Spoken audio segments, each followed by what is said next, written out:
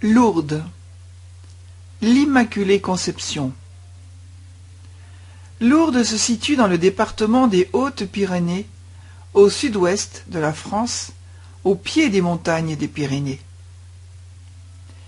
Bernadette, née le 7 janvier 1844 à Lourdes, était la fille de François Soubirous, un meunier, et de sa femme Louise, une blanchisseuse. Elle était l'aînée de 6 enfants. La famille vivait dans une pauvreté extrême, mais aussi dans une extraordinaire harmonie. Ils faisaient tout reposer sur l'amour qu'ils avaient les uns pour les autres et sur une foi vivante. Bernadette travailla comme bergère à Bartrès, tout près de Lourdes. Elle suivit les cours de l'école libre des Sœurs de la Charité à Lourdes, afin de pouvoir apprendre son catéchisme et faire sa première communion. Bernadette était une enfant maladive. Elle avait eu le choléra pendant son enfance et souffrait beaucoup d'asthme. À 22 ans, elle entra au couvent des Sœurs de la Charité et alla à la maison mère de Nevers. Elle passa le reste de sa vie là, travaillant en tant qu'aide-soignante et plus tard comme sacristine. Elle contracta la tuberculose des os dans le genou droit. Elle mourut à l'âge de 35 ans, le 16 avril 1879, après une longue maladie. Le 2 septembre 1909, son corps fut exhumé. Il était dans un état de conservation remarquable. Il a été placé dans un reliquaire d'or et d'argent dans la chapelle de Sainte Bernadette à Nevers. Sainte Bernadette a été canonisée en 1933 par le pape Pie XI pour sa vie simple et sainte. Elle est la patronne des malades et des habitants de Lourdes. De février à juillet 1858, Bernadette vécut 18 apparitions d'une dame qui se tenait dans une niche du rocher à la grotte de Massabielle, à l'extérieur de Lourdes. Notre-Dame voulait établir une relation avec Bernadette, de personne à personne. Bernadette fut invitée à ouvrir son cœur au message d'amour qui est pauvreté, repentance, prière, église. Pauvreté de cette grotte qui était sale, cachée, humide et froide. Elle ressemblait à la venue de Jésus qui vint comme un homme pauvre pour rejoindre les pauvres d'esprit. La pénitence est symbolisée par la boue dégoûtante de la grotte aux cochons. Bernadette, avec son visage sali par la boue, devient le symbole du profond amour que Jésus a vécu au cours de sa passion. Elle nous invite à voir la vraie nature du péché et d'observer sa laideur. La Vierge Marie demande à Bernadette de devenir sa messagère et de travailler à sa manière à la conversion des pécheurs. Elle lui demande d'établir un lieu de prière et de pèlerinage. Elle lui confirme le dogme proclamé 4 ans plus tôt par le pape Pie IX. Je suis l'Immaculée Conception. Revivons les apparitions. Première apparition, jeudi 11 février 1858. La rencontre. Accompagnée de sa sœur Marie-Antoinette et d'une amie Jeanne Abadie, Bernadette se rend à Massabielle le long du Gave pour ramasser des os et du bois mort. Tandis que les 2 autres fillettes traversent l'eau glaciale du canal, Bernadette se met à genoux pour réciter l'Angélus qui vient de sonner au clocher. Puis, finissant d'enlever ses bas pour traverser le ruisseau, elle entend un bruit qui ressemblait à un coup de vent. Elle lève la tête vers la grotte et dit « J'aperçus une dame vêtue de blanc. Elle portait une robe blanche, un voile blanc également, une ceinture bleue et une rose jaune sur chaque pied. Elle fait le signe de la croix et récite le chapelet avec la dame. La prière terminée, la dame disparaît brusquement. Deuxième apparition, dimanche 14 février, l'eau bénite. Bernadette ressent une force intérieure qui la pousse à retourner à la grotte malgré l'interdiction de ses parents. Sur son insistance, sa mère l'y autorise. Après la première dizaine de chapelets, elle voit apparaître la même dame. Elle lui jette de l'eau bénite. La dame sourit et incline la tête.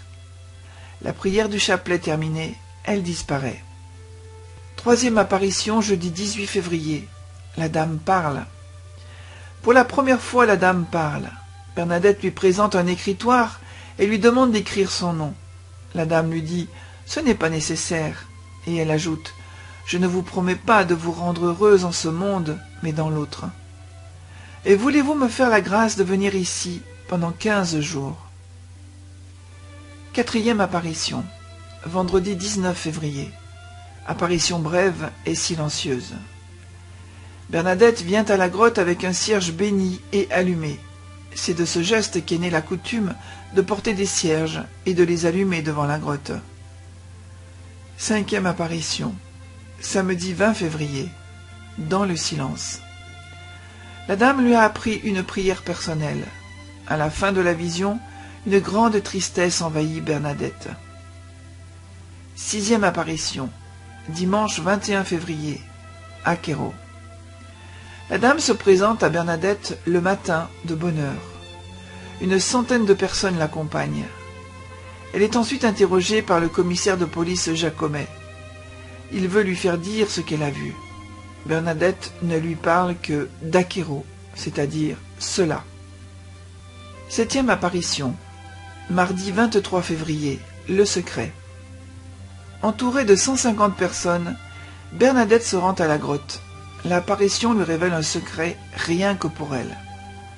Huitième apparition, mercredi 24 février, pénitence. C'est le message de la dame. Pénitence, pénitence, pénitence. Priez Dieu pour les pécheurs. Allez baiser la terre en pénitence pour les pécheurs. Neuvième apparition, jeudi 25 février, la source. 300 personnes sont présentes et Bernadette raconte. Elle me dit d'aller boire à la source. Je ne trouvais qu'un peu d'eau vaseuse. Au quatrième essai, je pus boire. Elle me fit également manger une herbe qui se trouvait près de la fontaine. Puis la vision disparut et je m'en allai. Devant la foule qui lui demande « Sais-tu qu'on te croit folle de faire des choses pareilles ?» Elle répond seulement « C'est pour les pécheurs ». Dixième apparition, samedi 27 février, silence. 800 personnes sont présentes. L'apparition est silencieuse. Bernadette boit l'eau de la source et accomplit les gestes habituels de pénitence. Onzième apparition, dimanche 28 février, pénitence. Plus de 1000 personnes assistent à l'extase.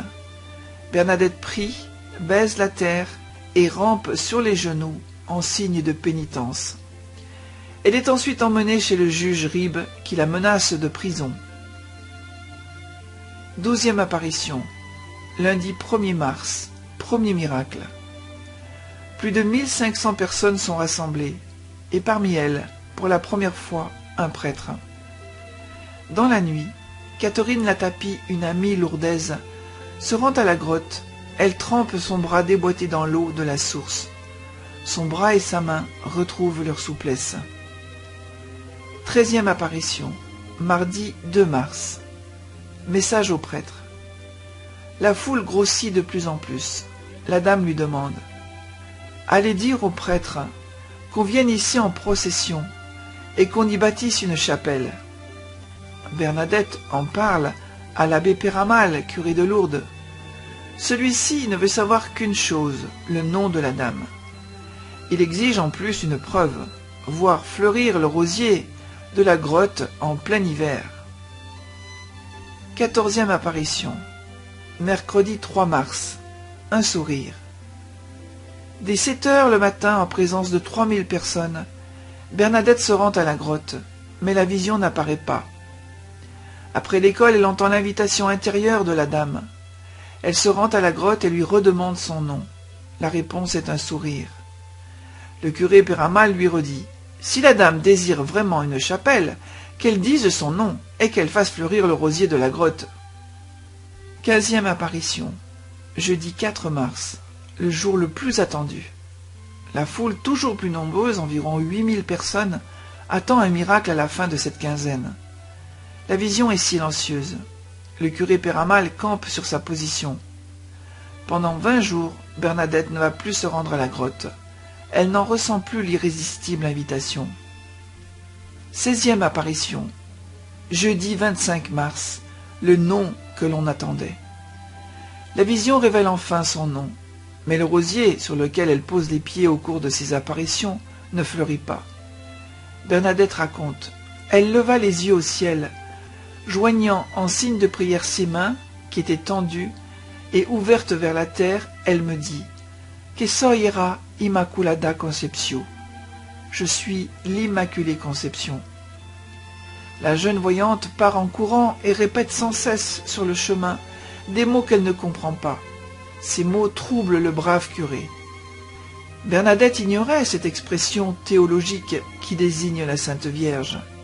4 ans plus tôt, en 1854, le pape Pie IX en avait fait une vérité de la foi catholique.